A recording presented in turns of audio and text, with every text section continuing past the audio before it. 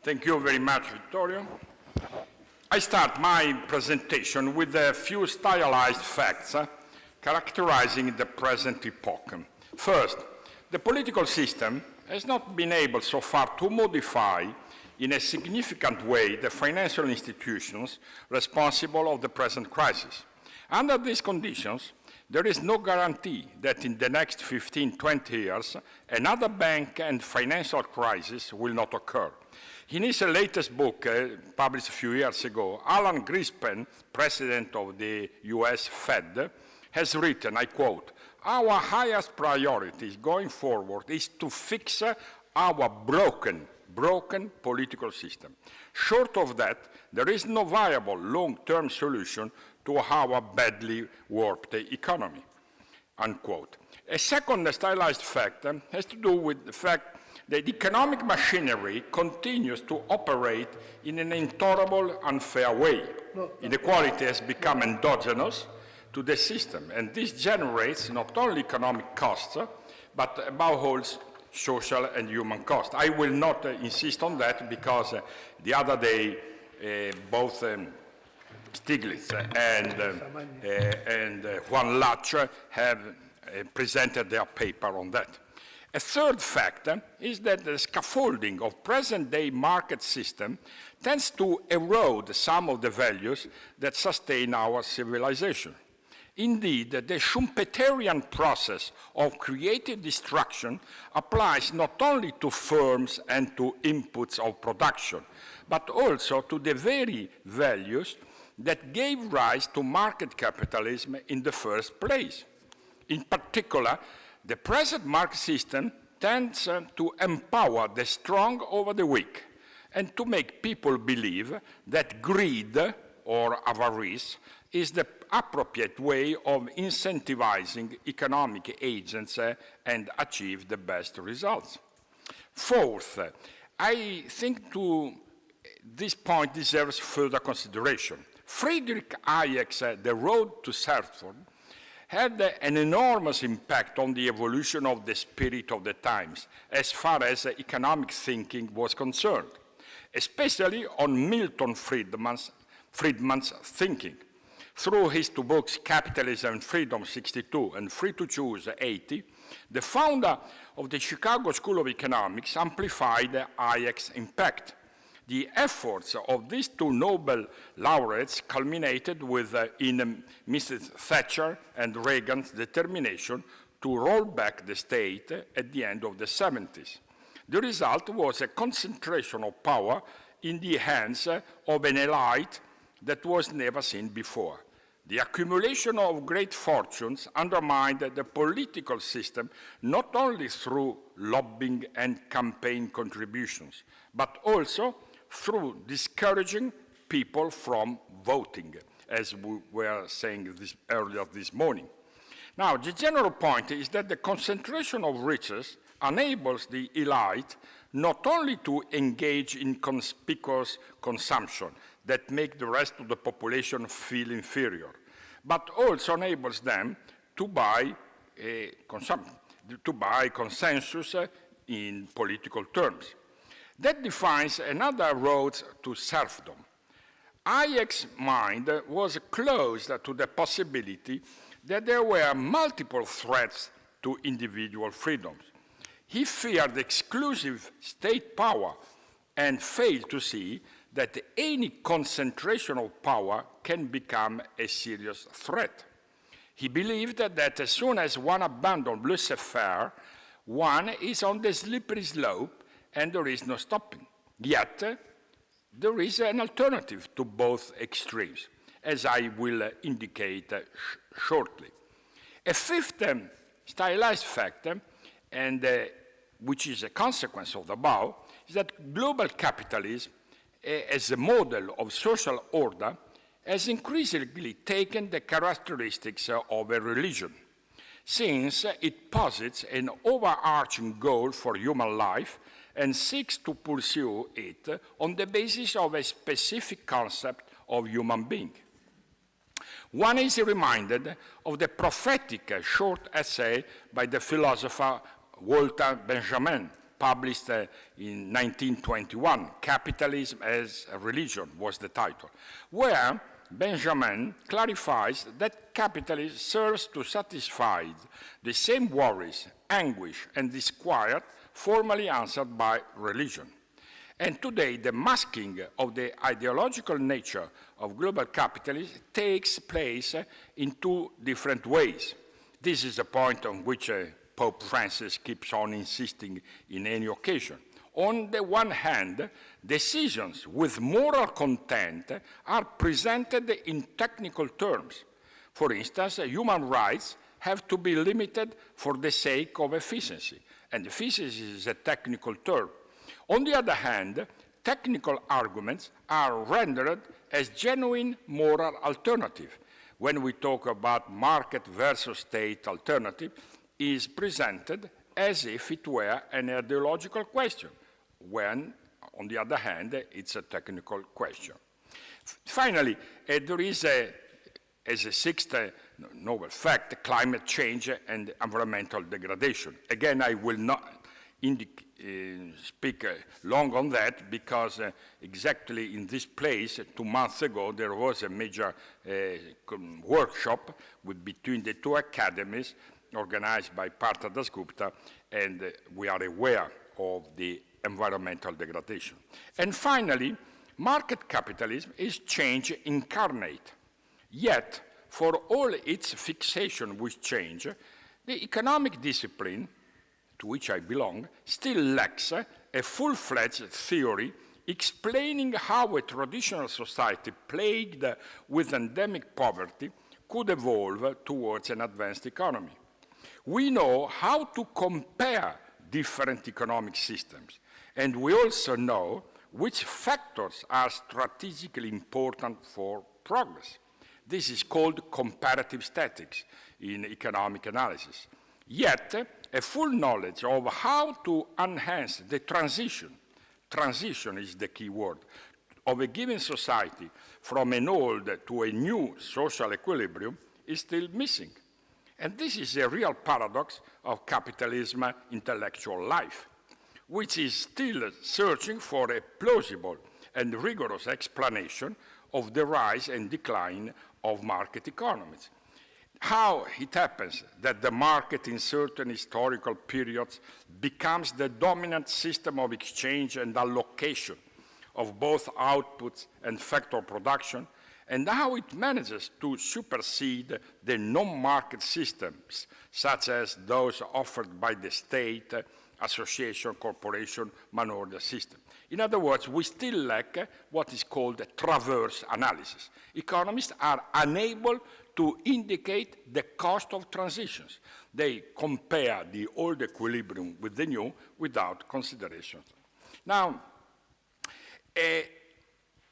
in view of the above, what can be done if one wants to foster the transition towards a more participatory society?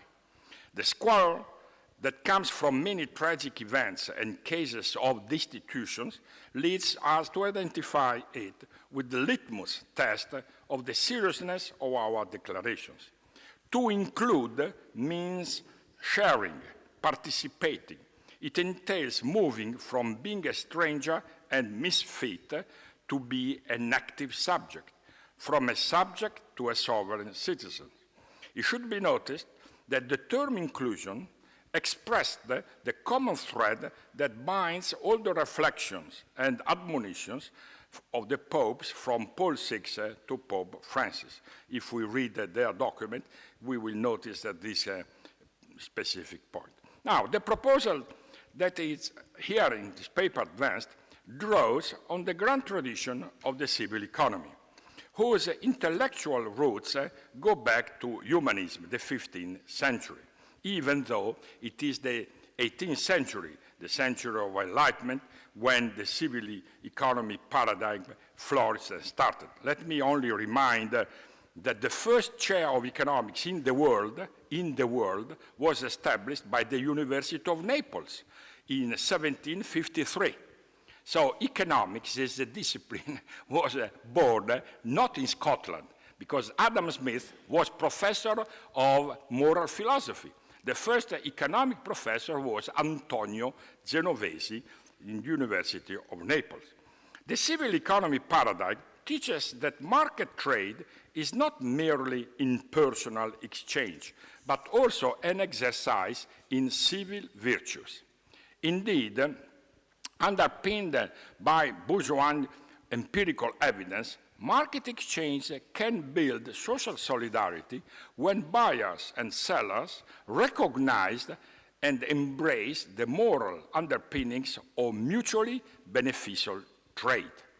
In mainstream economics, one side of the market exchange is excused for tricking the other side of the exchange as long as it is within the law. Caveat emptor is the brutal standard, as we know, as the lawyers and the experts in law know. In the civil economy perspective, by contrast, both sides of a market transaction accept the moral responsibility to ensure the mutual benefits of trade by avoiding exchanges that advertently or inadvertently harm the other party or other stakeholders. Even though there is no commonly accepted definition of the expression civil society organization, the latter should be understood as organizations that are independent from governments and firms and operates on the basis of common values such as human rights, democracy, freedom, solidarity, equality. It is a fact that many of the criticism made by civil society in recent years and initially dismissed by governments and mainstream academics are now increasingly shared by mainstream organizations, think tanks, and government agencies. In particular, there is a very recent document by International Monetary Fund published a few months ago, which documents what I have just said. So now, for reasons of time, I will skip to answer the question, what is exactly civil economy? You will find an answer in the paper in the second paragraph, but as I said, I had better skipping that. Let me only mention one point, that civil economy today stands as an alternative to mainstream economics, which sees the market as the only institution that democracy and freedom really need. Civil economy serves to remind us that while a good society is of course the fruit of the market and of freedom, there are also needs which can be traced back to the principle of fraternity, which means reciprocity, that cannot be ignored. At the same time, civil economy does not side with those who fight against the markets and who see economic action as an endemic and natural conflict with the good life, who cry out for less growth, the famous degrowth theory, and for the retreat of the economic dimension from life in common.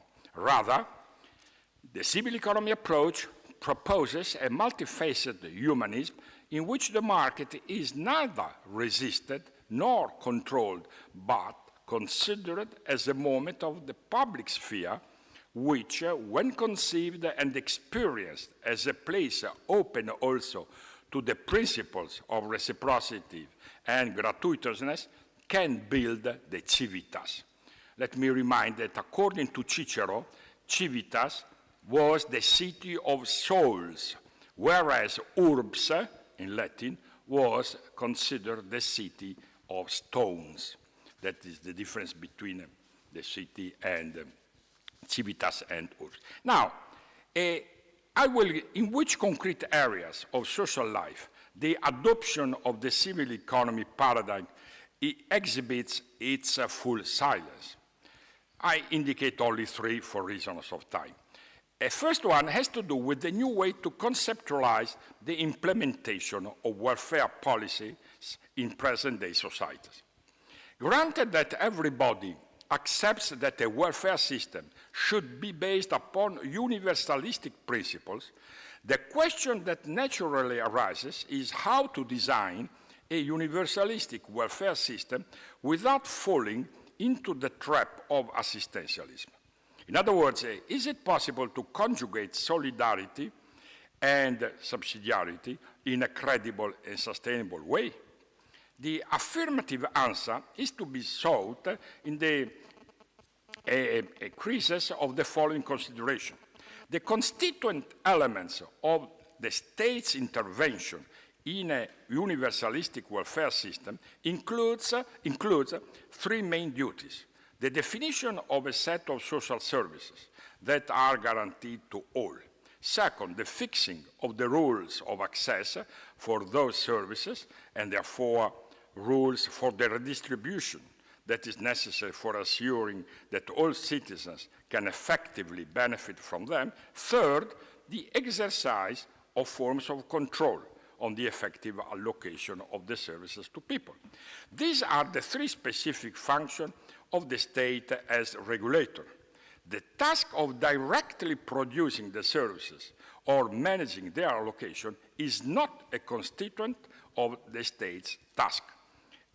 It is certainly possible for the state in the universalistic model to supply one service or another as a public monopoly, in particular and extraordinary historical geographical context, but under the condition that it can offer its citizens the proof that the benefits for becoming the producer will prevail over the cost of their decisions. In other words, in the universalistic model, the function of the state regulator can be said to be a priori, while making justification for the state manager or state producer are a posteriori. That is, the state must accept the scrutiny of the same evaluation process as every other supplying entity. Now, such scrutiny becomes all the more necessary when considering the huge trade-off between management and regulation. The greater the state's role as manager, the lesser is its capacity to regulate, and thus the lesser its capacity to ensure those objectives of equity and efficiency that are the hallmarks of any social security system. Now, in this regard, the practice of community organizing represents a viable option. Community organizing represents an alternative mode of political engagement that allows people whose voice would not otherwise be heard by those who hold political and economic power to contribute to the political process in ways that affect meaningful change.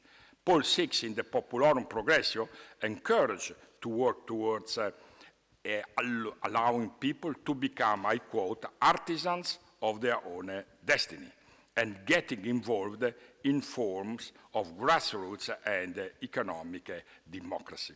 Community organizing is neither simply oppositional, nor does it simply aim to become a protest movement. Now, the model of civil welfare recognizes the civil society organization as active partners in the process of programming intervention and in the ensuing implementation. In practice, this means that it is not enough to recognize the legal subjectivity of this organization. What is needed in addition is that economic subjectivity be recognized. Autonomy, in the sense of being able to exist without the vexations of concessionary regimes while maintaining the possibility for self-organization, is not enough. In the civil welfare model, the entire society, and not just the state only, must take the responsibility for those that live in it. In parallel to this concept, the principle of circular subsidiarity has become to emerge. If society as a whole should take care of all those who live in it without exclusions of any kind, it is clear that it is necessary to bring the 3 points of the social triangle into relationship. In other words, the 3 spheres that make up the whole of society. Now, let me only mention that circular subsidiarity is a new concept. which goes behind the so-called horizontal and vertical subsidiarity. And this is a point of great confusion in our countries, because we talk only about subsidiarity, but that is not enough, in my opinion, because horizontal and vertical subsidiarity, they are perfectly compatible with the traditional welfare state models. On the other hand, circular subsidiarity implies new forms of participation, as I just mentioned. And I was very happy to find that in the writing of Bonaventura Bagnoregio, who is the second St. Francis, as you know, 13th century, he has a passage when he wrote that the economic sphere, the governmental sphere, and the religious sphere are three different but integrable degrees of an organization of reality, unquote. And that is 13th century. So in the social doctrine of the church, that is my tenet, is the circular subsidiarity, the proper notion of this principle which has to be considered. Now let me consider very rapidly a second area. It has to do with a problem of why the common good category is being resurrected, so to speak, in recent times. That is a novelty, because until a few decades ago, the notion was general interest or total good. On the other hand, now we know that total good is different from common good. And it was the influence of Jeremy Bentham's utilitarian philosophy who, in a sense, created that confusion. But we know that now that approach has been superseded. Let me only mention that the notion of common good is today considered, and there was the other day the paper by Bankler and other people talking on the applications of the principle of common good in that regard. And so let me move, I skip again, to my third area of application of the civil economy perspective. It has to do with the fact that the landscape of contemporary corporations is changing. Since the finalization of the economy in the early 80s, corporate governance practices tightly linked to the purpose of business with maximizing shareholder value. However, as the 21st century pushes on, there has been an increasing emphasis on other stakeholder values, particularly social and environmental concerns. This trend in corporate governance has fueled the emergence of new organizational forms. So far, attention has been devoted mainly to the business model. Time has come to reconsider the role of the management model also. And as you know, a given business model may be compatible with many different management models, generating different performances. I was very impressed by the fact that in a recent research produced by Accenture, when it's a sort of a survey to 1,000 corporate CEO from 27 industries across 103 countries. Accenture prepared this report on behalf of the United Nations Global Compact. And at the beginning, one reads of this report, I quote, "The global economy is on the wrong track, and business is not playing its part in forging a sustainable future." Now, this has been said by CEOs, not by Pope. And that is remarkable. And this is a study which is the largest study to date. CEOs are committed to take actions. They recognize that market rules need to be shaped to create a level playing field and a race to the top that rewards socially responsible performances. Now, there are interesting signs in this direction. Let me only mention the so-called big corporations that United States was the first to introduce not a long time ago, etc. I have to conclude. And to conclude, I consider the following, that there is a fundamental difference between a civilized market economy and a totalistic market society. In the former, the constitutional task is to define the inviolable human civil rights and to guarantee their primacy against all kinds of powerful infringements. In the latter, most social relations take the form of market relations so that civil society is reduced to market society, in the sense of Karl Polanyi. The specific contribution of the civil economy theoretical setup is that of re-embedding the modern market economy with its incredible productive powers into an equally modern society by considering a new way of interaction between markets, state, and civil society organizations. We will not overcome the mental barrier to such a civilized understanding of the economy as long as the logic of the so-called free market, which is not free as we know, maintains its primacy over the logic of society and the logic of the polity. A civilized market economy requires that the citizens, as economic agents, have to integrate their acquisitive intentions in their civic sense. As a result, they are interested in personal success and profit only as far as they, as citizens, can accept this as ethically and politically legitimate. Personal integrity means not to split off one's economic interests from one's civic identity, etc. And since we are in this place, in an academy, I would like to conclude by quoting an old passage from Ambrosius, Bishop of Milan, 5th century, and father of the church.